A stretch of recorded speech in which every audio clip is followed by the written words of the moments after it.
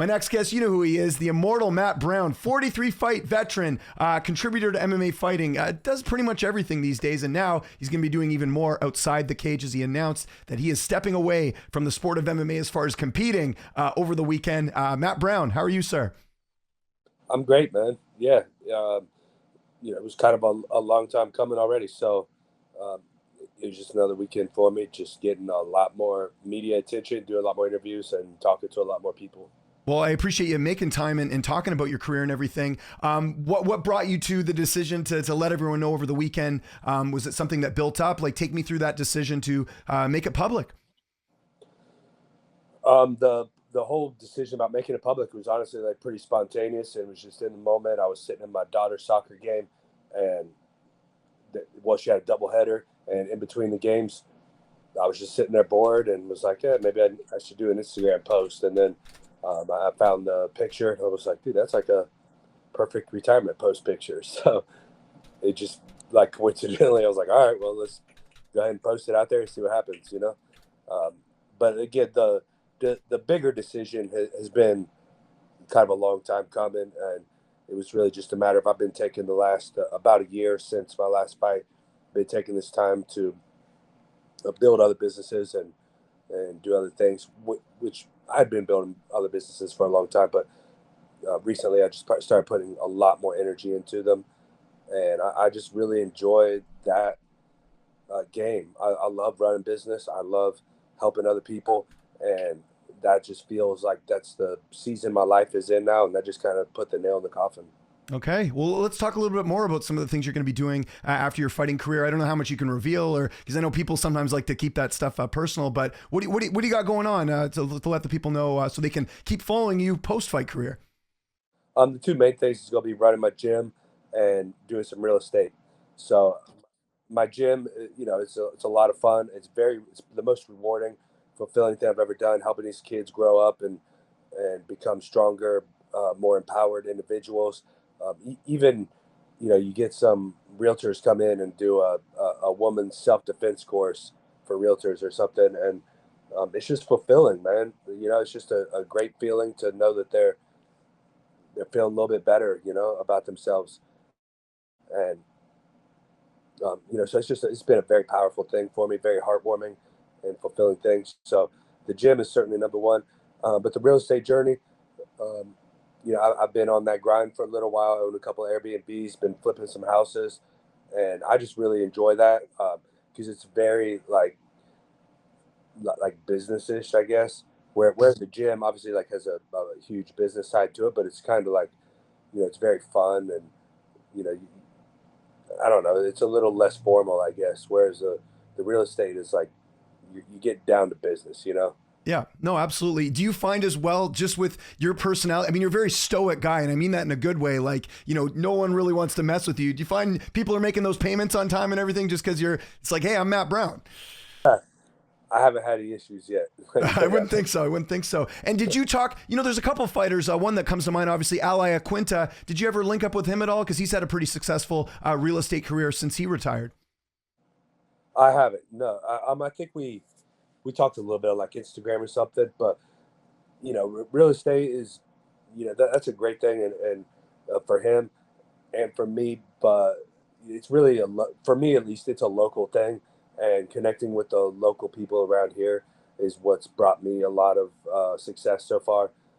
Anytime I kind of reach out in other states, I seem to get opinions or beliefs or even facts that don't necessarily apply to where I'm at.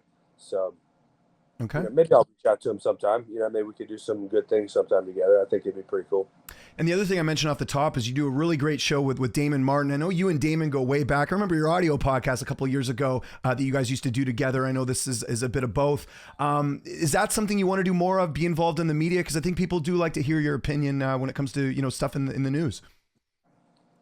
Oh, well, that's cool you say that because, I've been considering dabbling in it. I'm going to obviously continue the podcast with Damon. And then I've been dabbling in the idea for a long time now of starting my own podcast. Nice. I guess I'm just going to have to one day buckle down and get the courage to get up and do it. Cause it's like, like leading a podcast is, I'm sure, is very different and isn't nearly as easy as just trailing along and following someone else co-hosting and just kind of feeding off someone else.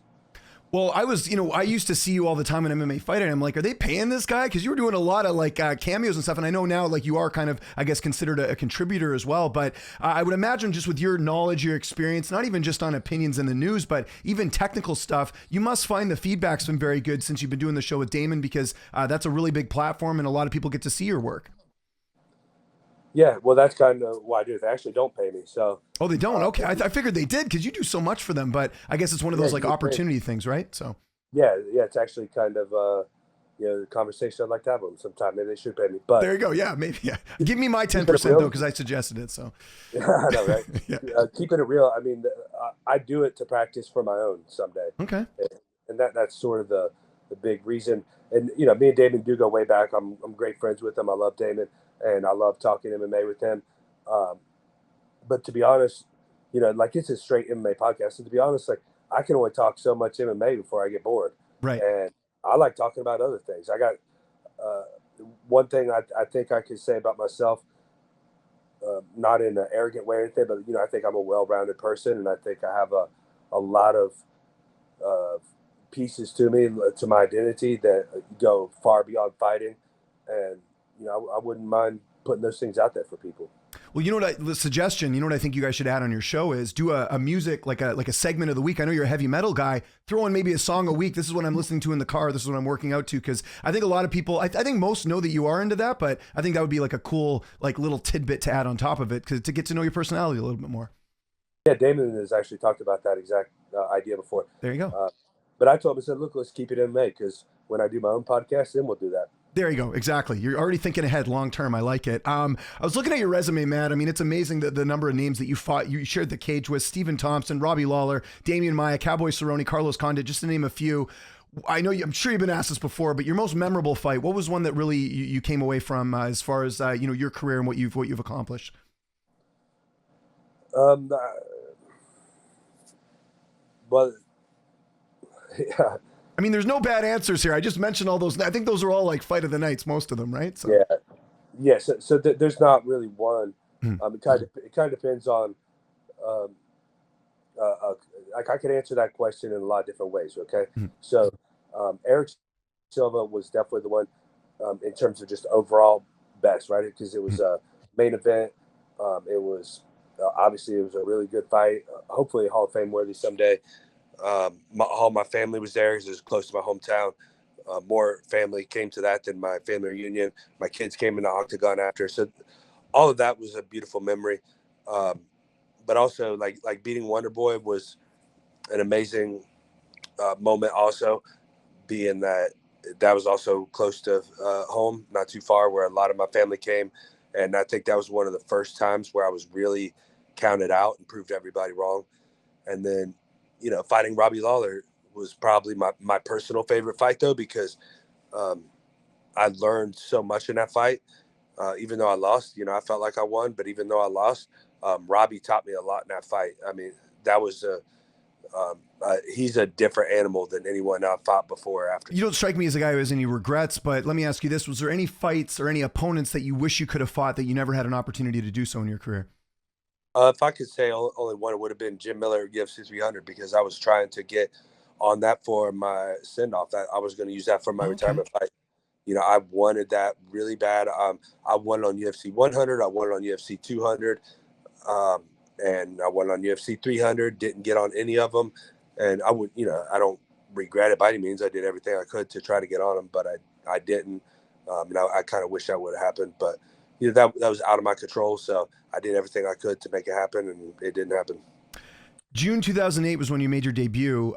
Things have changed a lot since then. What do you think has changed the most? Like how are things different now with fighting, just from your perspective, maybe from even just like a general sense, to when you first got in there? Because things are definitely different than when you entered the UFC. There's definitely a lot of things that have changed. If I had to pick out one singular thing, it's just social media. Yeah, it's changed everything with the marketing, the branding, the UFC in general. Who gets title shots, who gets higher rankings. but one of the great things about it, and I'm not saying it's all negative either. I Hmm. mean, I think there's a ton of positive to social media. I'm not at all putting it out there like it's a negative thing. And one of the great things that I've talked about this on our podcast a few times is that every other sport fucks it up. Like UFC embraces the social media so much, and they embrace the personalities of the fighters so much. And I can't think of a single other sport that does it Yeah. as well as the UFC. Even a guy like me who's not a I wasn't never a champion. I don't have necessarily the best record compared to a lot of other guys. Um, like a lot of people know who I am. If my record was in boxing, like I'd be getting paid like $500 a round. Hmm. And, these other sports, even all the team sports. I literally can't think of another sport that has done such a good job of embracing the social media and utilizing it. It certainly has changed. I think back then, wasn't MySpace a thing? I remember fighters even going in Yeah, the mic being like, add me as a friend on MySpace. And now we've got so many other platforms, right? It certainly has changed the game a lot. yeah. I was just saying, which is hilarious because I remember the UFC summit, I believe in 2010, where they brought all the fighters out, right? And Yep. they give us all these rundowns of seemingly random things, and the first one was mainly about Twitter.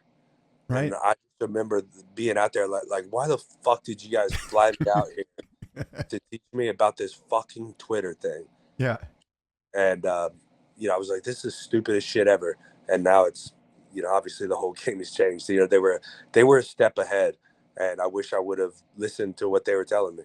Well, you got a great following, but yeah, I mean, now we see it sort of, like you said, running things a bit. One last thing I wanted to talk about, sort of going down memory lane. Jeremy May, obviously, if people had watched your season of The Ultimate Fighter, that was a key moment, I think, for people becoming fans of yours. Did you ever talk to Jeremy after that, or do you remember the last time you spoke to him? Because Jeremy, believe it or not, he actually fought at heavyweight after the UFC, and he went on to fight overseas and all that. Just sort of mention him a little bit. Have you guys spoken at all? I seen him one time, and I think it was on the UFC bus. I can't remember. It was on some bus. There was a group of people, and I didn't even recognize him. Like you said, he was a heavyweight, and he wasn't really too cool about it. So I just kind of ignored it, whatever. Mhm. And then I seen him another time. I want to say in a Vegas casino, and he was actually pretty cool about it. He was like showed some respect, and um, but we didn't have like any long conversations or anything. I haven't like spoken with them per se. Just hey, much respect and shake my hand and stuff. I'm not really one to like talk to my opponents after a whole lot. It's like Right.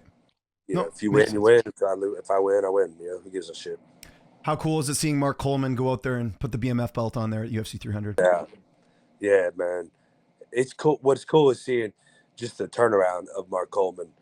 I've been there with him since, not with him, but been his buddy since he was drinking enough to kill five guys Mhm. and partying, like there was no tomorrow. And just seeing the turnaround, so much positivity in his life now.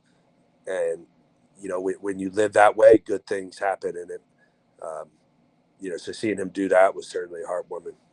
I mentioned, like, what was your most memorable fight? What are you most proud about in your career? Is it the influence you had on other fighters? Is it that you brought it every single fight? I mean, we can make a whole list of the things that you've accomplished in your career. What are you most proud of looking back on your fight career? I'd have to think about that. Man, you ask a lot of tough questions, bro. I like it. That's why I'm here. Listen, I can't keep you. I can't give you the softballs all the time, right? So Yeah, that one's a tough one for me because I don't look back on my career a lot, other than when I do these kind of interviews, and that goes back to when one day I'll tell you, it's a great story. When I was with Louis Simmons, he was about 65, 66 years old at the time, and I was sitting in his office, and I asked him, I said, "Man, why don't you have all your trophies and medals hanging up?" He set tons of world records in lifting, and it's like, well, where's all your achievements at? Like you're done doing this. But he said, it's not about what I've done; it's about what I'm going to do. And I've kept that mentality ever since he said those words. So I ain't proud of shit that I did. I'm working towards the next thing. And my most important question in this interview, what are you listening to right now? What was the last song you listened to? Because I know you got really good taste in music anytime you and I have chatted. So what's on the docket right now on your Spotify or your phone or wherever you're listening to it? I listened this morning to a band called Kubla Khan TX. Okay. I got to go And check them out. Yeah, I actually just heard about them a couple days ago. So, um, yeah, it's a brand new one. Okay. But yeah, the last thing that was on there. So that was it. And sort of a follow up to that, is it hard finding new good music? Like I feel like maybe I'm an old guy, I don't know, but I can't listen to a lot of this new stuff, man. Like I constantly find myself going back to the 90s, the 80s, even the early 2000s. There was just a different feel, and I feel like everything now. And again, I'm going to sound like the old guy in the rocking chair, but everything's like too like, I don't know, computerized. I like regular, like good rock and roll or rap or whatever. It doesn't matter. But do you find you have that problem? I think it kind of depends on the genre. Yeah. And how deep you want to dig. So for heavy metal, I would say in the last like few years, I've noticed a difference where, especially like with the the effects that everybody's putting in now, like there's so many effects, and like you said, it's very computerized. I find with rock and roll, I actually find a lot of good bands Okay. regularly that I like. They're just very underground, because I love the blues and I love, like kind of classic rock sounding stuff. And I think there's a lot of great bands out there that are doing good things on that front that just, they just don't get the radio play anymore, right? Because of the computerized AI fucking music. Yeah, I'm with you there. Matt, this was awesome. Thank you so much for doing this. Just remind people before we get out of here, anything you got going on, obviously you got your social media. I know you'll be posting stuff on there, but as I always do on the show, I'll give you the last word. Yeah. Follow me on social media, The Immortal Matt Brown on Facebook, at I Am The Immortal on Instagram, Twitter. Check out my sponsors at try_create for the best creatine gummies. Check out at The Immortal Coffee for the best coffee. And if you want to check out the sauna company or the saunas, at Redwood Outdoors Co. is the best saunas you can get.